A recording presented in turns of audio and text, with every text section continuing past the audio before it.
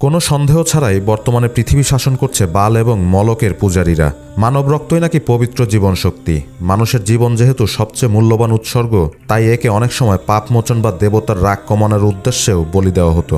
মলক ছিল ক্যানানীয় অঞ্চলের দেবতা, যাকে বাইবেলের বিভিন্ন জায়গাতে শিশু বলির প্রথার সঙ্গে যুক্ত ছিল বলে বলা হয়েছে। মলক দেবতাকে খুশি করতে ছোট শিশুদের আগুনে নিক্ষেপ করা হতো।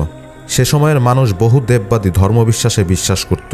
তারা এক ঈশ্বরে বিশ্বাস করত না, বরং প্রকৃতি, যুদ্ধ, উর্বরতা, বৃষ্টি, সন্তান ইত্যাদির জন্য আলাদা আলাদা দেবতা মানত।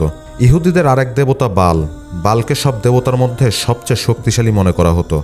বলা হতো বাল পৃথিবীর আবহাওয়া নিয়ন্ত্রণ করে, ফসল উৎপাদনে সহায়তা করে এবং মানুষকে সন্তান লাভের ক্ষমতা দেয়। বাল পূজা ছিল মূলত ভোগবাদ ও কাম প্রবণতায় ভরপুর এবং এতে মন্দির ভিত্তিক আচারগত পতিতাবৃত্তি জড়িত ছিল। অনেক সময় বালকে খুশি করতে মানব বলির প্রয়োজন হতো।